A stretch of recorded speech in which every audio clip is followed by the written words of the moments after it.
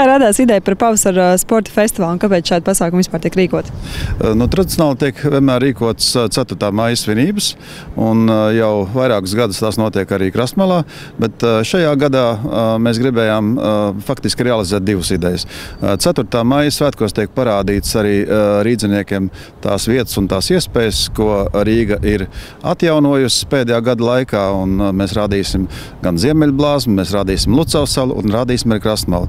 Un Krastmalā, varētu teikt, notiks tāds sportiski aktīvs pasākums bez visa tradicionālā koncerta, kas arī būs vakarā, bet ir iecerē tāda, ka, un es domāju, šī iecerē arī realizēsies, jo viss jau ir sagatavots, proti no paša rīta puses jau notiekās tādi sportiski pasākumi.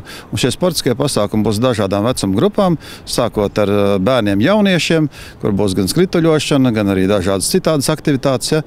Un arī būs fotoorientēšanās tiem cilvēkiem, kas varbūt negrib tik aktīvi darboties. Ja? Un pēc tam arī būs pēc šīs sportiskās sportiskā pasākuma beigās, pirms 5:30, kad jau sāksies koncerts, būs tradicionālā jau 2. gadu virves vilkšanas sacensības, kur savilksim Daugavas krastus kopā, tā kā bija pagājušā gadā. Šajā gadā tas nenotiks uz Vanšu tilta, bet tas notiks Krastmalā.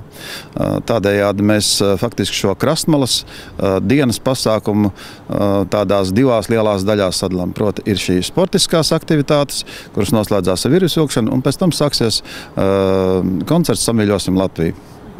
Vai pasākuma apmeklētājiem būs iespēja satikt arī kādus savus sportiskos alkus sabiedrībā zināmas personāžus?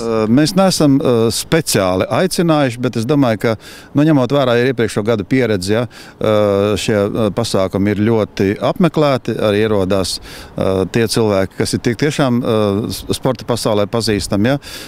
Es gribu paturēt arī varbūt mazu noslēpumu, bez šaubām pie virves vilkšanas sacensībām būs arī šie sabiedrībā pazīstamie sportisti. Viņi mums gan piepalīdzēs, gan arī piepalīdzēs tiem rīdziniekiem, kuri būs ieradušies šo pasākumu, saprast, kā tas viss ir pareizi jādara. Kur rīdzinieki var iegūt sīkāku informāciju par pasākumu? Sīkāku informāciju var iegūt gan mūsu mājaslapā, departamenta mājaslapā, gan arī oficiālā Rīgas domas mājaslapā riga.lv. Kāda ir rīdzinieku atsaucība kopumā attiecībā uz šiem publiskajiem bezmaksas sporta pasākumiem? Atsaucība, manuprāt, ir ļoti laba. Es domāju, ne tikai uz šiem sporta pasākumiem, arī uz tiem kultūras pasākumiem. Ja.